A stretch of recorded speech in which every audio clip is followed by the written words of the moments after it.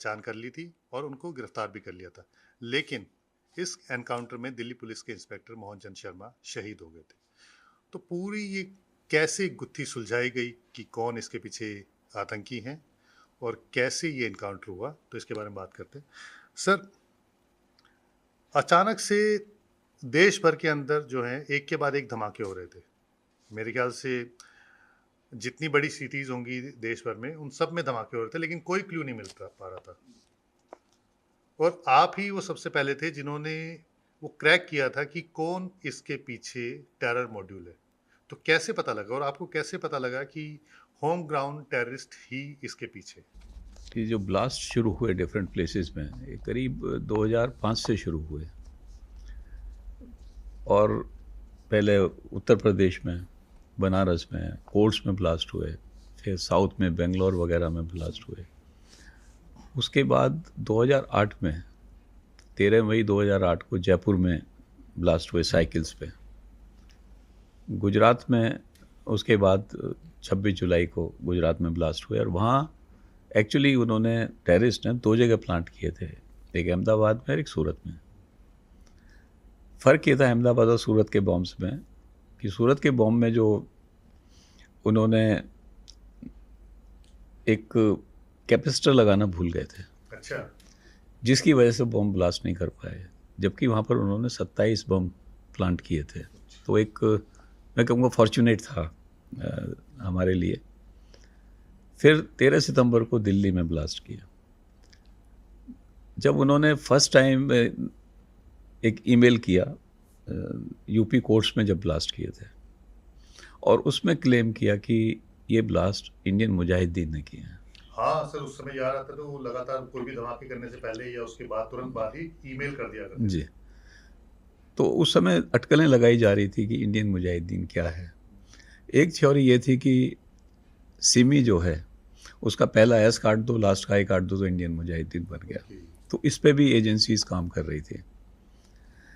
गुजरात में जब ब्लास्ट हुए तो वहाँ पर सिमी के कुछ लोग पकड़े गए, और उन सिमी के लोग जब पकड़े गए तो उन्होंने बताया कि जो एक्चुअली जिन्होंने बम प्लांट किए हैं उन लोगों के पास कुछ मोबाइल फ़ोन थे। ये सिमी वाले लोगों ने बताया? हाँ। अच्छा। और उनके पास 4 मोबाइल फ़ोन थे, वो आपस में ही बात करते थे। अच्छा। इन लोगों से भी बात नहीं करते थे मोबाइल। ये सिमी वालों से बात नहीं करते, लेकिन आपस में ही बात। आपस में। तो ये जो पकड़े गए, इनको नहीं पता था वो लोग कौन है, उनकी आइडेंटिटी भी नहीं पता थी उनको। दूसरी बात, जो गुजरात में ब्लास्ट हुए थे उसमें जो कार सप्लाई हुई थी, उसमें ये टेररिस्ट ने क्या किया कि हॉस्पिटल्स के अंदर अहमदाबाद में भी और सूरत में भी 2-2 गाड़ियाँ रखी। उन गाड़ियों का इनका पर्पस था, उसमें बम प्लांट किए कि जब जो लोग इंजर्ड हैं वो लोग हॉस्पिटल में एडमिट होंगे, उनके घर वाले आएंगे, उस समय फिर हॉस्पिटल में ब्लास्ट किए गए। हाँ सर, ये बड़ा इन्होंने डेडली प्लान बनाया था कि इंजर्ड को जब फर्स्ट एड मिलेगी तो उस दौरान फिर से ब्लास्ट हो। जी। तो इसके अंदर जो है ये सप्लाई किए थे एक चोर ने, बम्बई का चोर था वो। डिफरेंट चोरों को पकड़ा गया बम्बई पुलिस द्वारा, तो अल्टीमेटली ये चोर भी पकड़ा गया। और 18 सितंबर को इस चोर के माध्यम से एक रिपोर्ट आई इंटेलिजेंस ब्यूरो से कि 13 लोग गुजरात ब्लास्ट होते ही राजधानी से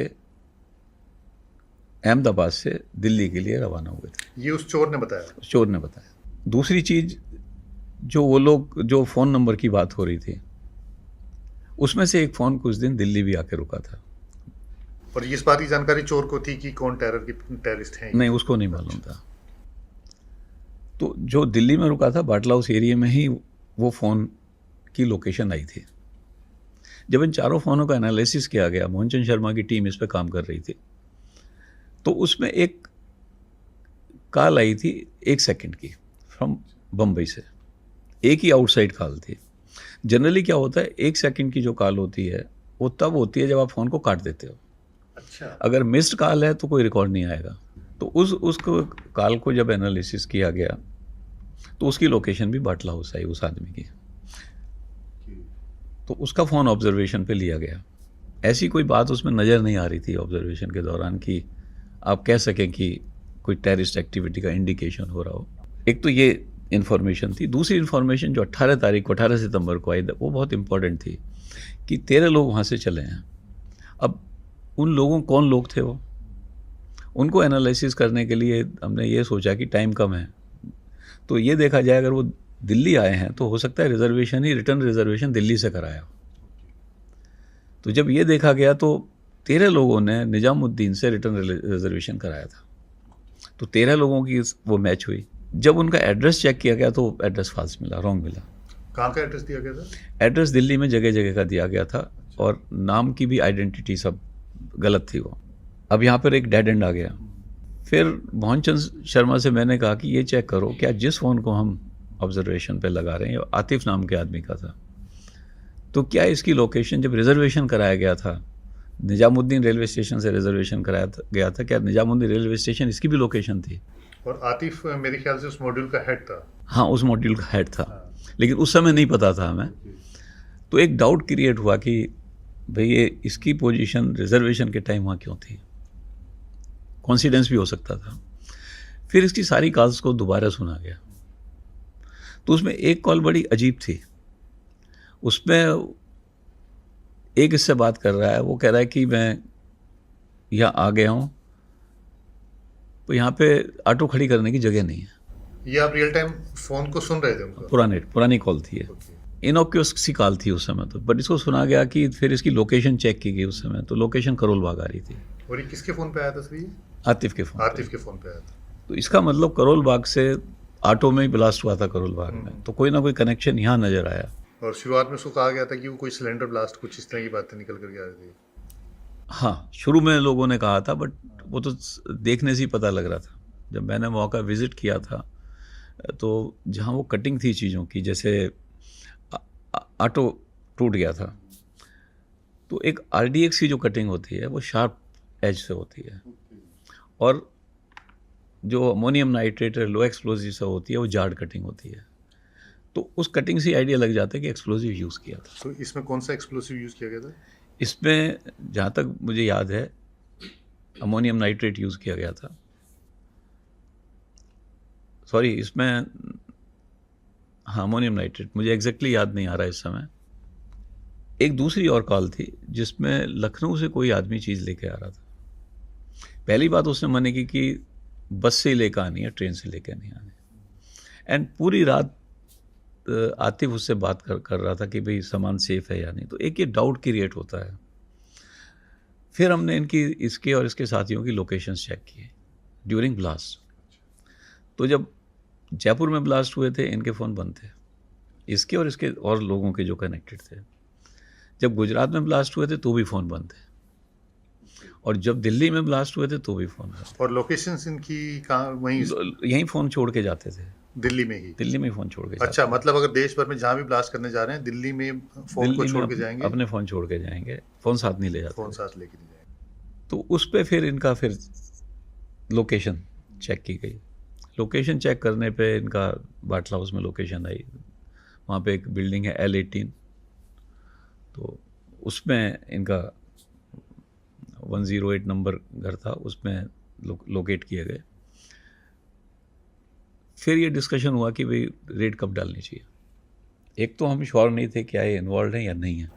ये आपने इन्वेस्टिगेशन सर जो 13 सितंबर 2008 को दिल्ली में जो ब्लास्ट हो रहे थे उससे पहले ही करनी शुरू कर दी थी, या आपने 13 सितंबर 2008 को जब दिल्ली में जब धमाके हुए उसके बाद आपने इनके पैटर्न को चेक करना शुरू किया था? देखिए, इन्वेस्टिगेशन टेररिस्ट केसेस में हमेशा रहती है, और स्पेशल सेल जो है हमारा ये था कि चाहे बम्बई में ब्लास्ट हो, चाहे वो गुजरात में हो, हम एक टीम भेजते थे वहाँ पर टू अंडरस्टैंड कि क्या हुआ है क्या नहीं हुआ, किस तरह पैटर्न यूज किस टाइप का पैटर्न है। तो कई बार क्या होता है कि कोई इन्फॉर्मेशन कहीं से आ जाए, या कोई आप इंटरसेप्शन सुन रहे हो उससे कनेक्ट हो जाए, तो हमारी टीम हमेशा काम करती थी। इवन मैंने एक टीम कश्मीर में भी लगाई हुई थी, ताकि वहाँ की अगर कोई भी इनपुट आए हम टाइमली उसको हैंडल कर सकें। अच्छा, मतलब एक ये शक पैदा हो रहा था कि हो सकता है कि कश्मीर में जो टेररिस्ट हैं वो इसके पीछे शामिल हो सकते हैं? नहीं, इन जनरल लगाई हुई थी। आप जो पूछ रहे हैं ना 13 सितंबर से पहले, तो स्पेशल सेल का काम करने का तरीका ये था कि राउंड द क्लॉक काम करते थे। कहीं से भी कोई ब्लास्ट हो या कहीं भी कोई टेररिस्ट एक्टिविटी हो, इमीडिएटली उसके ऊपर क्या इनपुट है वहाँ पर, किस तरह का बॉम्ब एक्सप्लोजिव यूज़ किया गया है, इस सब के ऊपर एनालिसिस शुरू कर देते थे। क्या कोई किसी और केस से कनेक्ट हो रहा है वो। तो इसमें भी जैसे ही गुजरात में ब्लास्ट हुए, इवन यूपी में भी जब ब्लास्ट हुए थे तब भी हमारी टीम ने काम करना शुरू कर दिया था। गुजरात में हुए तो भी हमारी टीम वहाँ गई थी, जयपुर में हुए वहाँ टीम गई थी। तो पूरे हमारे पास एनालिसिस था चीज़ों का, तो काम पहले से चल रहा था। ये जो इनपुट आया था 18 सितंबर का इंटेलिजेंस ब्यूरो के थ्रू, बहुत बहुत इम्पोर्टेंट था। अच्छा। और इस इनपुट की वजह से हमें ये हुआ कि पॉसिबिलिटी है कि आतिफ में भी इन्वॉल्व। उस समय तक हम श्योर नहीं थे। क्या इनपुट था सर वो? इनपुट तो ये था कि वहाँ से चले हैं 13 लोग। 13 लोग जो हैं वो return reservation Nizamuddin railway station से कराया गया था। वहाँ पर जब रिजर्वेशन कराया गया तो आतिफ की पोजीशन वहाँ थी, इस फ़ोन की पोजीशन वहाँ थी। ओके। नंबर 1। नंबर 2, जब भी ब्लास्ट हुए इनके सारे फ़ोन बंद थे। हाँ। और फिर एक कॉल जो करोल बाग से एक कॉल जो आपस में कॉल कर रहे थे, और एक लखनऊ वाली जो मैंने बताया वो कॉल कर रहे थे, ये सारे एक डाउट क्रिएट करते थे। तो इस डाउट के बेस पे डिसाइड किया कि वहाँ पर सर्च की जाए उस घर पर। बेसिकली जो गट फीलिंग एक आ गई थी कि यही वो लोग हैं जो कि इन धमाकों के पीछे हैं। पीछे हो सकते हैं। ओके। अब ये था कि उस समय रमज़ान का महीना चल रहा था, हाँ तो किस समय रेड की जाए वहाँ पर। उस समय तो बड़ा डिफिकल्ट हो जाता होगा सर इस समय, मतलब इस या तरह के। डिफ़िकल्ट के अलावा कि घर में होने चाहिए लोग। हाँ। तो रात को डिस्कशन हुआ, हम 2 बजे तक, 18 तारीख और 19 तारीख के बीच की जो रात है, 2 बजे तक हम डिसाइड किया कि क्या करना चाहिए। तो फिर ये हुआ कि कल सवेरे जो है, दैट मीन्स 19 सितंबर की सवेरे, घर में होने के चांसेस ज़्यादा हैं उस समय, तो उस समय रेड डाली जाएगी। ठीक है। मीनवाइल मुझे किसी ने बताया कि मोहनचंद शर्मा की बेटा बहुत बीमार है, हाँ सर वो डेंगू था, हॉस्पिटलाइज्ड है। हाँ। तो मैंने मीटिंग से निकलने के हुए मोहन से कहा, मोहन तुम्हारा बेटा बीमार है तो तुम्हें उसकी देखभाल करनी चाहिए, तो चाहो तो तुम रेस्ट ले सकते हो वेल का। तो उसने कहा नहीं सर, मैं लीड करूँगा टीम को। और तब तक आपको सिर्फ ये एक डाउट था कि ये जो सस्पेक्ट हैं जिसको हम तलाश कर रहे हैं, जो देश भर में धमाके कर रहे हैं, ये L18 में हो सकते हैं। यस। कोई श्योरिटी नहीं थी अब। नहीं, उस समय तक कोई श्योरिटी नहीं थी। ओके। तो रात को प्लान बनाया कि हम रेड करते हैं और देखते हैं। जी। तो आपने फिर उसके बाद क्या पुलिस यूनिफॉर्म में गई थी, प्लेन में जाने का प्लान बनाया? नहीं, स्पेशल सेल यूनिफॉर्म